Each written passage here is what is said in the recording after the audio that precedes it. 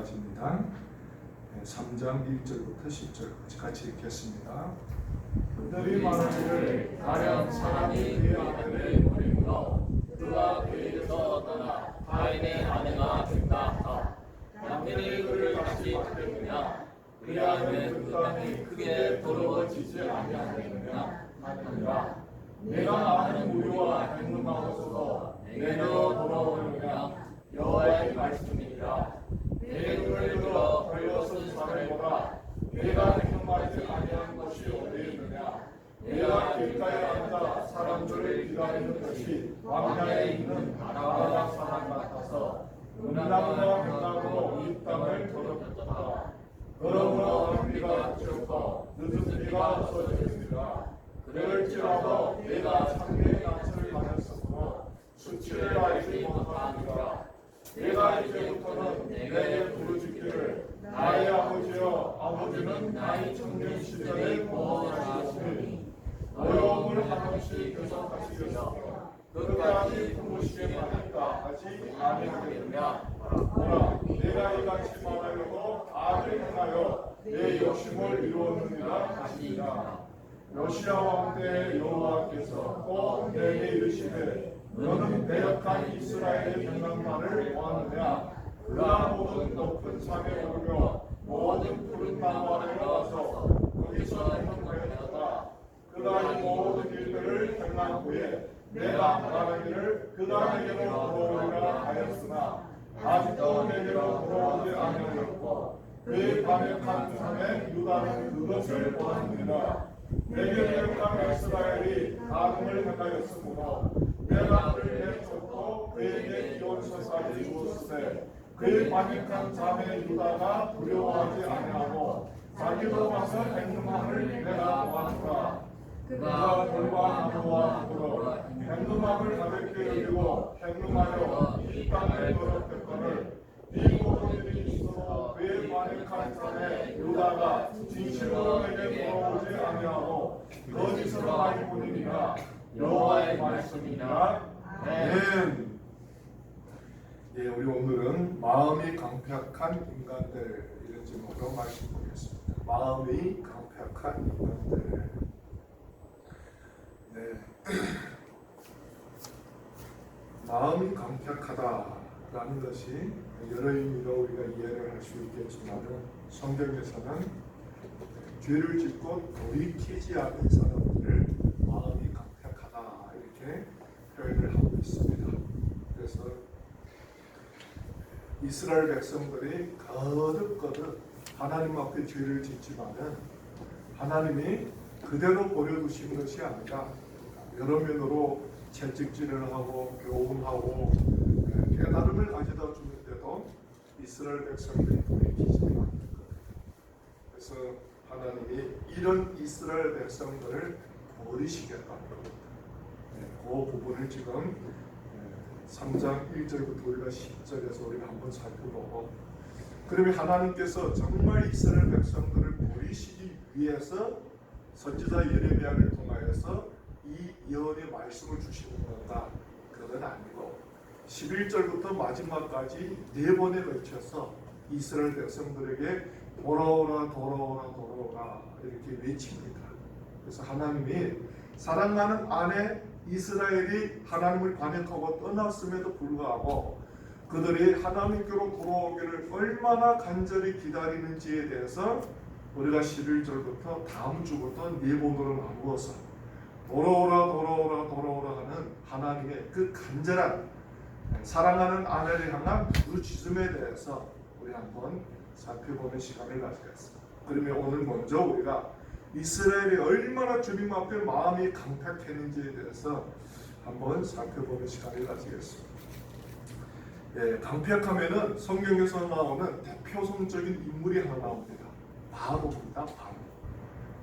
하나님께서 모세를 애굽 땅에 보내가지고 애굽 땅에서 종 노릇하는 이스라엘 백성들을 구출해서 하나님을 섬기기를 원하셔서 애굽으로 보냅니다.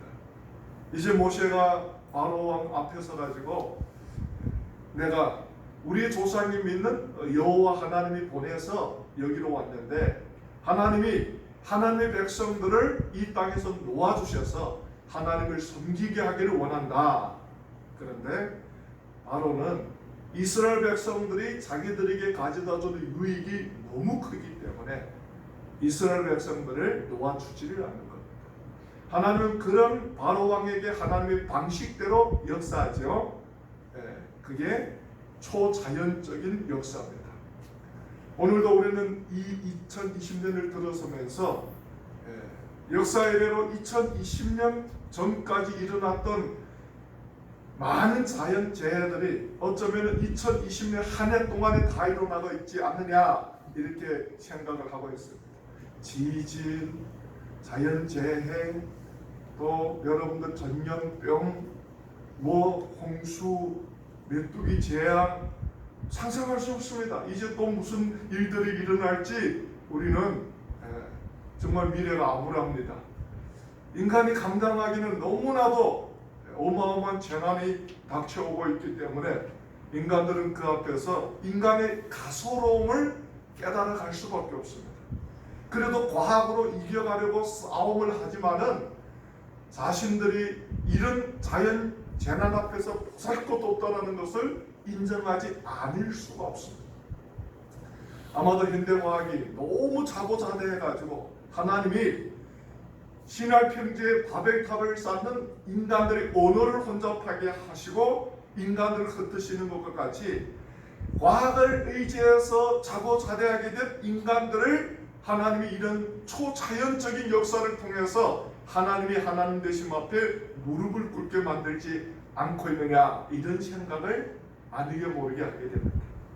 그래서 하나님은 10가지 재앙을 일으켜서 바로에게 하나님이 분명히 이스라엘 백성들과 하신 약속을 이루시고 이스라엘 백성들을 자신을 위해서 섬기는 자신의 백성으로 선택했음을 모세를 통해서 보여줍니다.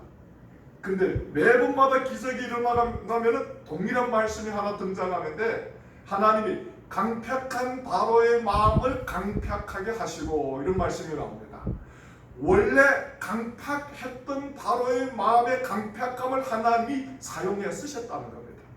하나님이 바로를 강팍하게 하시고 하나님이 그런 일에 바로를 들어 사용한 게 아니라 바로의 원래 강팍한 마음을 하나님이 그 일에 그 강팍함을 들어 쓰셨다는 겁니다. 만약 하나님이 바로를 강팍하게 하고 바로를 쓰셨다면은 바로도 얼마나 억울하겠습니까? 바로가 뭐 하나님 앞에 잘못한 일이 있습니까? 이스라엘 백성들처럼 하나님이 선지자를 보내가지고 바로에게 하나님이 말씀을 주고 바로에게 하나님이 기적을 보여줬다면 아마도 이스라엘 백성들보다도 바로가 먼저 무릎 꿇고 하나님을 찬양했을 것입니다. 그런데 여러분들 바로는 하나님을 믿는 백성이 아닙니다. 불신앙을 가지고 살아갔던 사람입니다. 그의 마음속에는 온통 자기의 권력, 자기의 능력, 자기의 인간관계, 자기가 가지고 있는 어떤 절대적인 우월성 이런 것밖에 없습니다. 그런 바로의 마음의 강팍함 속에 하나님이 나아가가지고 그 강팍함을 들어가지고 이스라엘 백성들에게 하나님이 살아계심을 보여주셨다는 겁니다. 바로의 마음이 아무리 강팍해도 하나님의 역사를 막을 수가 없는 겁니다. 바로의 마음이 아무리 강팍해도 하나님이 선택을 한 이스라엘 백성들이 출애굽을 막을 수 없었던 겁니다. 그게 하나님의 역사입니다. 우리가 보기에는 여러분들 한 번, 두 번, 세 번의 기적이 어찌 보면은 하나님을 대적하는 바로를 향한 하나님의 초자연적인 능력처럼 보이지만은 또 반면에 출애굽을 원하지 않은 이스라엘 백성들에게 너희들이 조상들이 섬겼던 아브라함의 하나님, 이삭의 하나님, 야곱의 하나님이 어떤 하나님을 보여주셨던 겁니다.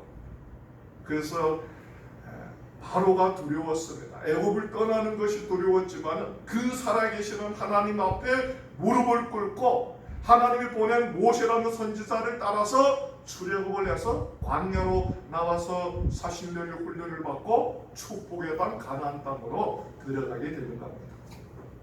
그래서 우리가 성경에서 보면은 강팍하다라는 것은 다른 게 없습니다. 하나님을 대적하는 마음들을 성경은 강팍하다라고 얘기를 합니다. 우리는 어떻습니까? 강팍하세요? 아니면 강팍하지 않으십니까?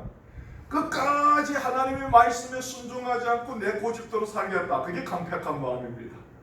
예, 바로와 같이 여러분들 이렇게 어떤 특별한 일을 위해서 특별한 악을 저지르는 사람만 강팍한 사람인 게 아니라 하나님의 말씀에 순종하는 마음을 놓고 성경은 강팍하다라고 말씀을 하고 있는 겁니다. 그러면 우리 한번 성경을 살펴보겠습니다.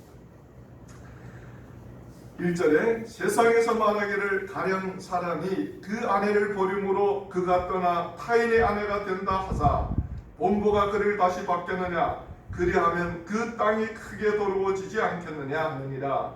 나 여호와가 말하노라 네가 많은 무리와 행음하고도 내게로 돌아오려느냐. 이렇게 시작을 합니다. 굉장히 재미납니다. 뭐냐 하면은 여기에 이제 요 시작 세상에 말하기를 가령 사람들이 그 아내를 버림으로 여기 요 말씀이 다른 여러분들 성경 개혁판에 가보면은 그들이 말하기를 이렇게 나옵니다. 그들이 이스라엘 백성들이 말하기를 가령 사람이 그 아내를 버림으로 그가 그에게서 떠나 타인의 아내가 된다. 이스라엘 백성들이 뭐라 그럽니까? 자기들이 지금 우상을 섬기고 자기들이 지금 다른 신을 따르게 된 것은 자기들의 문제가 아니라 누구의 문제라 그럽니까? 하나님의 문제라는 겁니다. 참 재미나요. 왜냐하면 이스라엘 백성들이 가나안 땅으로 들어왔는데 항상 주변 강대국들이 호시탐탐하게 이스라엘을 노려보는 겁니다.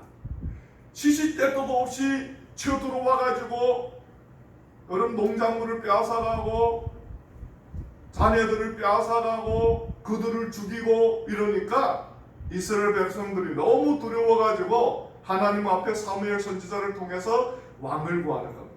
하나님, 우리 주변의 나라들은 똑똑한 왕이 있어가지고 자기들이 주변 나라를 강탈하고 싶으면 강탈하고 싶고 차지하고 싶으면 차지하고 싶은데 우리는 왕이 없어가지고 마냥 이렇게 당하는데 하나님 우리에게도 왕을 주시옵소서.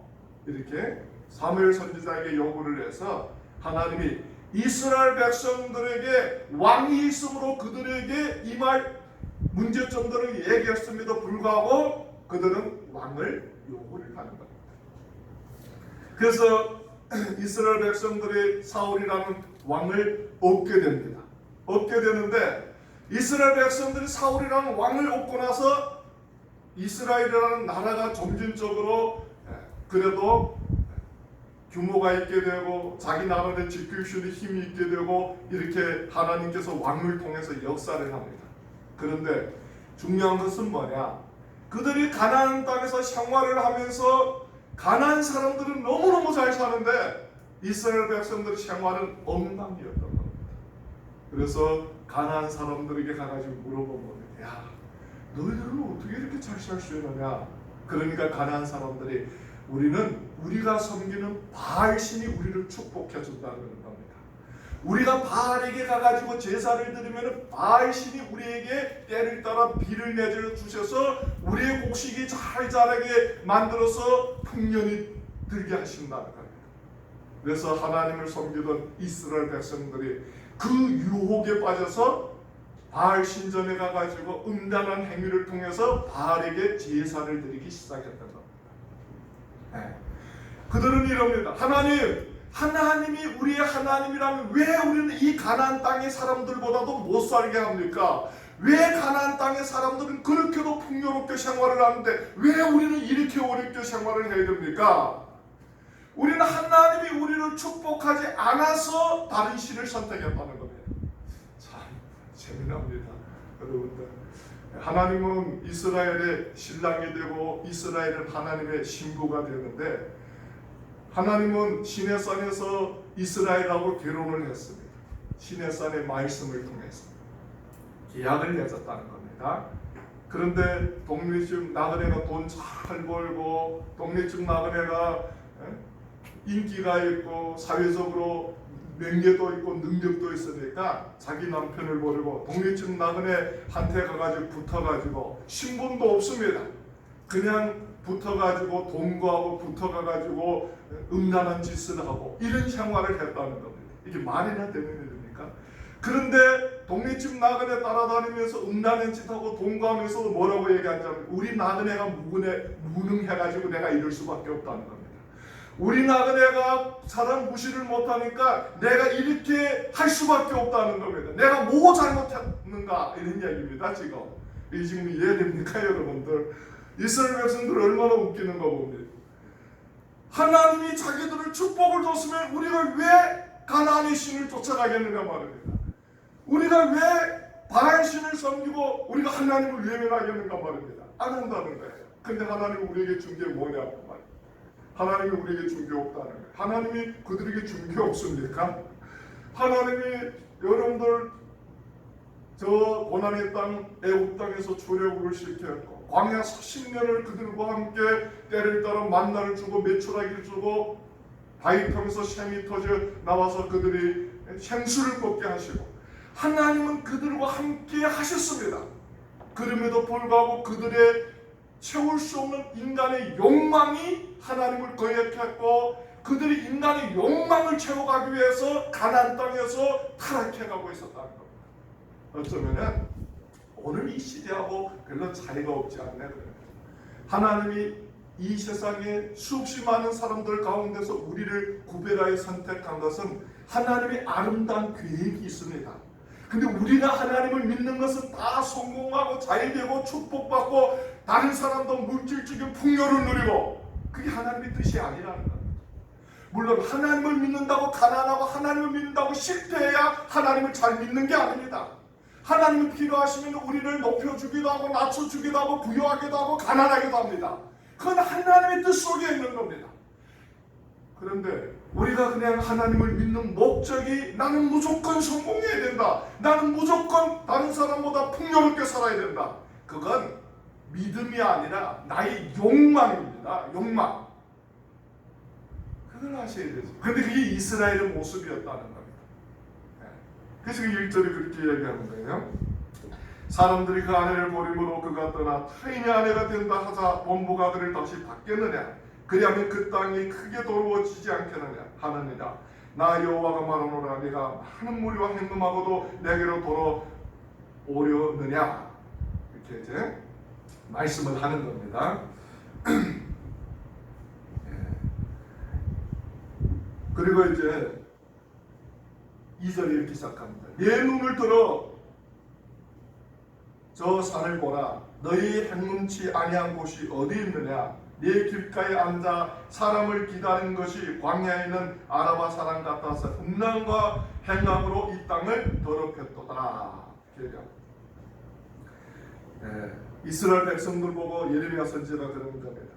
어이없다는 겁니다. 너희들이 어떻게 이렇게 하나님 앞에 이런 얘기를 할 수 있느냐? 너희들이 가나안 땅에 입성을 해서 그런 걸음걸음마다 하나님이 은혜였는데 어떻게 이런 짓을 할 수 있느냐? 너희들이 지금까지 살아왔던 너희들의 인생을 한번 살펴봐라. 너희들의 삶 자체가 뭡니까? 우상 섬김이고 타락이고 이방신을 쫓아갔던 삶이었다는 겁니다. 만약 하나님께서 이스라엘 백성들이 타락하고 하나님이 이스라엘 백성들이 바알신을 섬기는 것을 침묵을 하고 지켜만 봤다면 직무유기입니다. 우리가 하나님을 거역하고 내 멋대로 살아가는 것을 하나님이 침묵하고 지켜만 본다면 책임이 하나님께 있을 수 있습니다. 그런데 하나님은 우리가 하나님을 거역해서 멀리 세상으로 가는 것을 침묵하고 지켜보지 않습니다. 하나님이 우리가 하나님의 말씀에 불순종해서 세상을 향하는 우리의 삶을 그대로 놔두지 않습니다.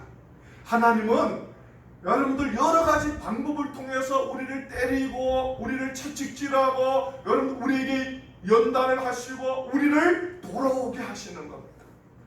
그래도 여러분들 인간들은 하나님께로 돌아오지 않고 자기의 육신의 욕망을 쫓아서 가는 겁니다. 그게 이스라엘 백성들이었다는 겁니다. 그래서 3절에서 얘기를 하는 겁니다. 그러므로 단비가 그쳐졌고 늦은 비가 없어졌느니라. 이스라엘에게는 비가 두 번 오죠. 이른 비와 늦은 비가 있잖아요. 이스라엘 백성들은 하늘이 도와주지 않으면 농사를 지을 수가 없는 겁니다. 물론 여러분도 오늘의 농사는 현대 과학을 의지하는지는 모르겠지만 여전히 자연적인 상황이 농사에 합당한 여러분들 환경과 합당한 온도를 주지 않으면 농사를 할 수가 없습니다. 근데 하나님께서 여기서 뭐라 그럽니까? 그러므로 단비가 그쳐졌고 늦은 비가 없어졌느니라. 하나님이 이스라엘 백성들에게 하나님의 하늘로부터 내려주는 하나님만 할 수 있는 비를 끊으셨다는 겁니다. 그런데도 이스라엘 백성들이 깨닫지 못했다는 겁니다. 오늘 이 시대가 얼마나 어려워야 이 시대를 살아가는 인간들이 깨달을 수 있겠는가 말입니다. 오늘 어떤 위기가 더 와야 우리가 겸손한 마음으로 주님 앞에 무릎을 꿇을 수 있겠는가 말입니다. 어찌 보면 하나님이 오늘 너무나도 교만해지고 강팍한 이 시대 우리를 향하여서 이런 시대적인 위기를 통해서 우리 강팍한 마음을 꺾고 있으시는지 우리는 모릅니다. 이 시대의 위기 앞에서도 우리의 강팍함이 꺾어지지 않는다면 정말 희망이 없습니다. 여러분들 요즘에는 가면 갈수록 들려오는 소식이 좋은 소식이 하나도 없어요. 어찌할까? 야, 올해는 큰일 났다. 이거 뭐 먹거나 살겠느냐? 이러는데, 저번 주까지만 해도 중국이 뭐 철거 중부 지역에 비가 와가지고 뭐 산시아 때문에 허물어지는데 많네. 아니 그 중국 사람들을 만나면 산시아 때문에 허물어지고 관심이 없어요 누구도. 근데 한국 분들이 있는 곳에 가면은 난리예요. 막 산시아 때문에 허물어지는데 어떻게 하느냐 해가지고 그러세요. 중국 사람들은 관심도 없는데 왜 이렇게 이웃 나라가 이렇게 떠들어대십니까? 이거 뭐 염려해주고 근심해주는 건지 알 수가 없어요. 근데 그런 비가 그대로 지나가는 게 아니라 이게 뭐 또 한국까지 와가지고 저번 주 보니까 한국에도 비 피해가 상당히 엄중하더라고요. 저 대전이나 저쪽 편에는 막 갑작스레 폭우가 와가지고 뭐 사람까지 인명 피해를 당하는 사건까지 일어났더라. 참 안타까운 일이죠. 그러니까 여러분들 이런 어떤 재난 앞에서 인간들이 괜찮겠지, 지나가겠지, 또 좋아지겠지 이러기보다는 정말 이 시대를 향한 이런 자연적인 경고가 과연 하나님이 우리를 향한 어떤 경고가 있는지를 우리가 발견해 가야 된다는 겁니다.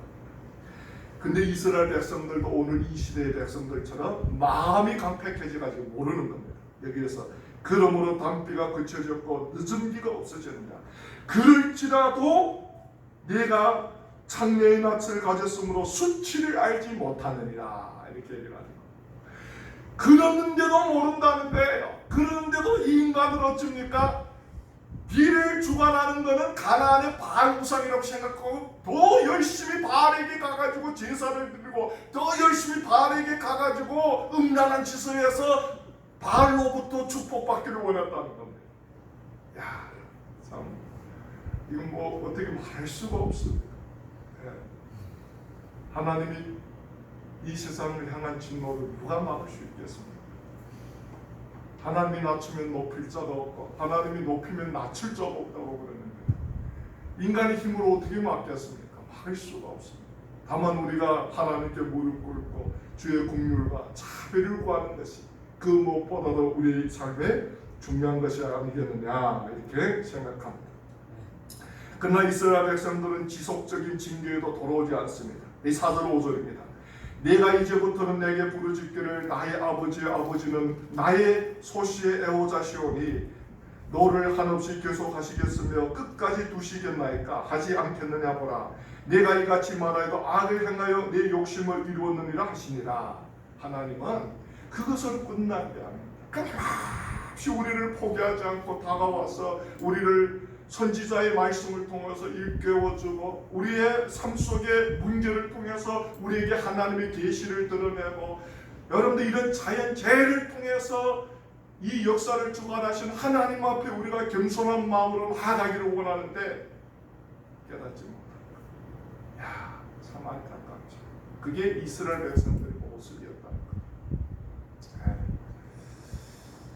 요즘 여러분들 뭐 한국의 경제가 너무 어려워지다 보니까 문재인 정권에 대해서 시시비비 하도 뭐 뉴스들이 많이 떠올라가지고 우리야 중국 동포다 보니까 뭐 한국 정치가 어떤지 알 수 없잖아요. 뭐 좌가 어떻고 우가 어떻고 그냥 얘기하면 앉아서 그냥 듣는 것뿐인데 마음속으로 원하는 건 하루빨리 이런 혼란한 사태가 지나가고 안정적인 삶이 좀 임했으면 좋겠다.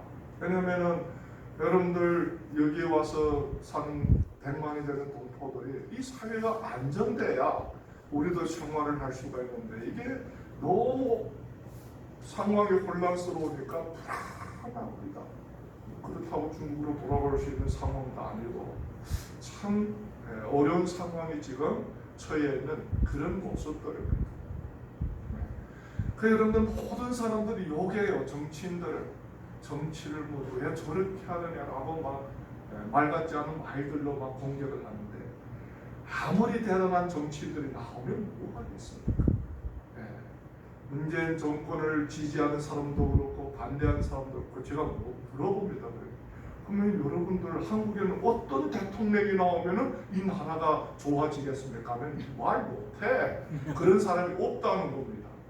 없으면은 그래도 책임지고 가는 저 대통령이라도 그러면 위에서 기도해주고 뭐 협조해줘야 되지. 여하튼 국민이 그래도 대다수가 투표를 해가지고 세운 대통령인데 이 나라가 뭐 그 대통령이 혼자 잘해서 될 겁니까? 같이 잘해가지고 이 나라도 잘 돼가겠는데 뭐 누가 실수했는지는 모르겠는데 모든 초째를 다 대통령이 향하여서 죽일 놈 살릴 놈 하니까 나라만 점점 더 불안해집니다. 그게 뭐 기독교인들까지도 합류해가지고 막 난리 법석인데 모임마다 가면은 이게 무슨 기도 모임이라고 가보니까 앉아가지고 대통령 요하는 편하고 또 대통령 지지하는 편하고 또 서로끼리 또 앉아서 쌈지거리 합니다. 이야, 참 교회 안은 좀 다르겠느냐 했는데 교회 안에도 그냥 뭐 이게 좌파요, 뭐 우파요 하면서 싸움하는데 하나님 안에도 좌파가 있고 우파가 있는지는 잘 모르겠습니다. 여하튼 우리가 주님 앞에 모였으면 무릎 꿇고 하나님 앞에 이 나라를 위해서 기도하고 더 중요한 것은 우리가 주님 앞에 그릇되이 행했다면 회개하고 주님께로 돌아오는 게 중요한데 자기들이 책임을 하나도 지지 않고 다 대통령 책임이라 그러고 정치하는 사람 책임이라 그러니까 가면 갈수록 더 엉망이 되지 않겠습니까? 거기에다가 어느 종교나 어느 교단이 잘못 한 번만 걸려들면은 그냥 언론 매체에서 그 한 단체나 한 여러 종교를 때리느라고 막 모든 국민의 분노를 다 거기에 갖다가 들이대요. 야, 이거 참 나쁜 생각들이구나. 이런 마음이 갈 때가 너무 많습니다. 6절부터 보겠습니다. 하나님이 6절부터 10절까지 북이스라엘하고 유다를 대비하면서 너희들이 북이스라엘의 멸망 속에서도 그렇게 깨달음을 받지 못하고 있느냐 이걸 얘기를 하는데 유다는 북이스라엘부터 보다 나아가지고 하나님이 지금까지 놔둔 게 아니라는 겁니다. 유다가 하나님 앞에 더 올바르게 행했기 때문에 하나님이 북이스라엘은 멸망을 시켰는데 100년이 지나도록 남유다는 이대로 놔뒀겠습니까? 아닙니다. 어찌 보면 남유다가 북이스라엘보다 더 악한 짓을 했고 더 우상 숭배를 했고 더 하나님을 거역하는 삶을 살았습니다.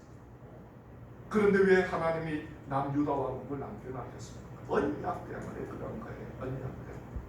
이스라엘 백성들이 하나님 앞에 잘못해서 하나님 앞에 심판을 받았습니다. 100년 전에 BC 721년에 아수르에 의해서 멸망을 했습니다.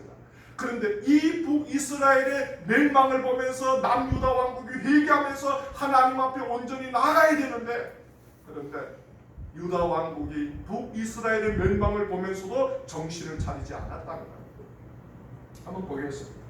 요시야 왕 때 여호와께서 또 내게 이르시되 내가 배역한 이스라엘의 행한 바를 보았느냐? 그가 모든 산에 오르며 모든 푸른 나무 아래로 가서 거기서 행함하였도다.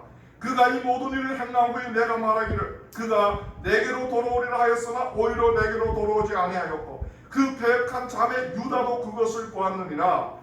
내게 배역한 이스라엘이 간음을 행하였으므로 내가 그를 내어 쫓고 이혼서까지 주었으되 그 배역한 자매 유다가 두려워 아니하고 자기도 가서 행함함을 내가 보았도다. 이스라엘이 하나님 앞에 얻어 터져가지고 멸망을 했으면 유다는 좀 깨달아야 될 게 아니겠습니까?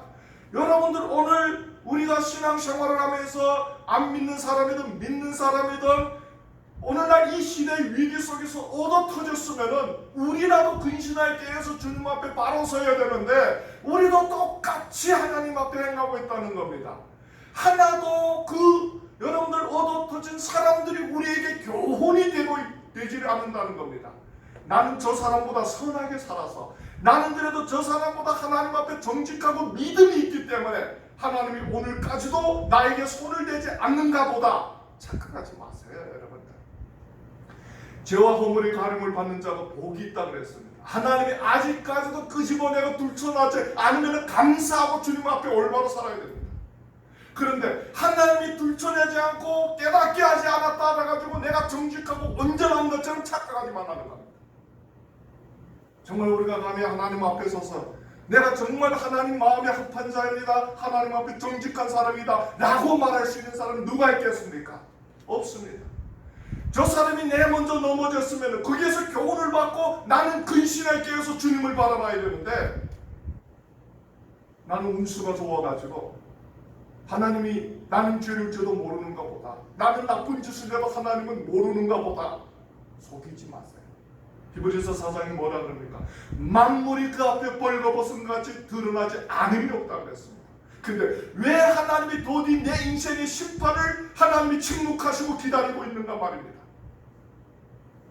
여러분들 그 하나님의 은혜를 소멸하지 마세요.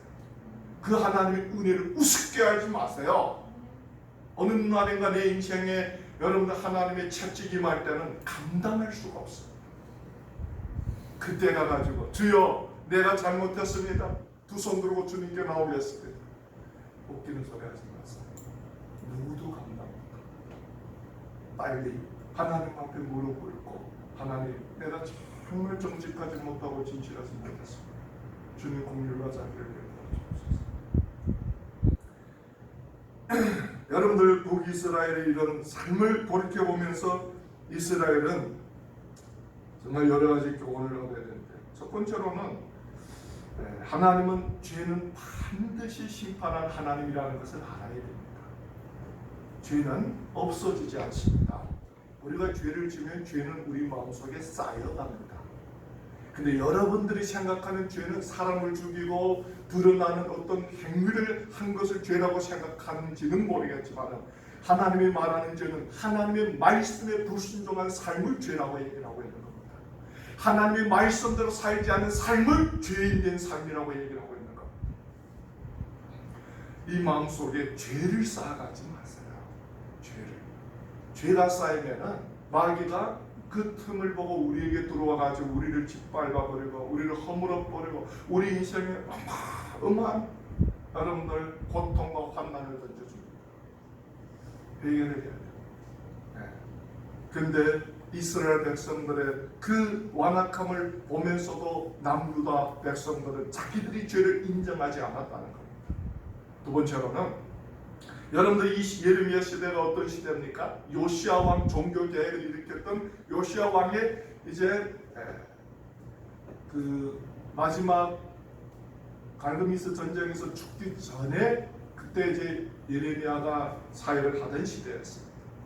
그런데 요시야 왕이 산당을 제하고 우상 숭배를 배격하고 했는데도 사람들은 너무 그런 삶에 익숙해 있기 때문에 사람은 하나님 앞에 나와가지고 열심히 섬기고 주의 말씀대로 살려고 하는 것 같지만 마음은 아직도 세상에 있었다는 거예요. 오늘 우리가 주님 앞에 나와서 예배 드리고 하나님 앞에 기도를 하는데 아직도 우리 마음은 세상에 빼앗겨 있다는 겁니다. 그래서 시간만 있으면 기회만 있으면 우리 육신의 정력에 쫓아서 치우치며 살아가고 있다는 겁니다. 그래서 우리는 신앙생활이라는 것도 하나님을 믿는 것에 열심이 있어야 되고 하나님을 믿는 것에 충성심이 있어야 되는 거예요. 그냥 교회 땅만 받고 다니면은 하나님이 나를 지켜주겠지, 자기를 속이지 마세요. 신앙이라는 것은 교회가 정한 어떤 종교 예식을 완성하는 게 아닙니다. 신앙이라는 것은 우리가 이 교회당에 와가지고 종교 예식을 절차대로 거행을 한 다음에 한 주일은 하나님이 알아서 우리에게 복을 주겠지, 이런 게 아니라 하나님과 함께 가는 삶입니다. 우리의 실제적인 삶 속에서 하나님을 경험하고 실제적인 삶 속에서 하나님이 우리를 통해서 일하는 것을 경험해가는 삶이라는 것입니다. 그 다음 밑으로 우리가 보면은 그가 돌과 나무로 더불어 행음함을 가볍게 여기고 행음하여 이 땅을 돌이켰더니 이 모든 일이 있어도 그 패역한 자매 유다가 진심으로 내게 돌아오지 아니하고 거짓으로 할 뿐이라 여호와의 말입니다. 마지막으로 이 유다 왕국은 끝까지 하나님께로 돌아오지 않았습니다. 그러나 하나님은 여러분들 선택받은 자기 백성들과의 관계를 중요하게 여기시기 때문에 끝까지 하나님도 우리가 돌아오기를 기다리는 하나님입니다. 그러면 우리가 어떻게 주님께 돌아갈 수 있습니까? 하나밖에 없어요. 통회하는 것밖에 없어요. 하나님 앞에 통회하고 내가 섰던 길에서 돌이키는 길 외에는 없습니다. 내가 하나님 앞에 뭘 잘못했는지, 내가 지금 살아가는 삶의 모습이 정말 주님이 기뻐하는 삶의 모습인지, 내가 하나님 앞에 어떻게 사는 게 하나님을 기쁘게 하는 삶인지, 적어도 이런 생각을 하며 살아야 되지 않겠습니까? 관심이 없어요.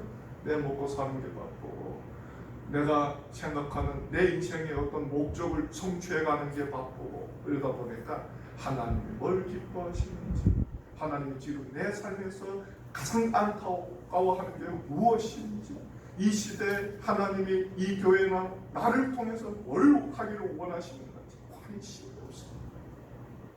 그리고 그냥 어려울 때만 한 번씩 주님 앞에 나와서 주야 도와주옵소서. 그냥 종교적인 습관에 따라서 해결되든지 해결 안 되든지 습관적으로 주님 도와주시옵소서. 그러면서 내 마음을 스스로 속이고 위로하면서 살아가는 그런 사람들이 너무 많습니다. 그러니까 교회가 얼마나 부흥했느냐, 한국 교회가 얼마나 숫자적으로 부흥을 했느냐 중요하지 않습니다.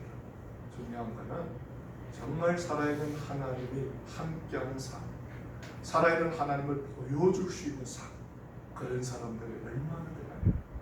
그게 이 땅의 교회의 축복이고 예수 믿는 사람들의 축복이라는 것을 믿으시기를 바랍니다. 기도하겠습니다.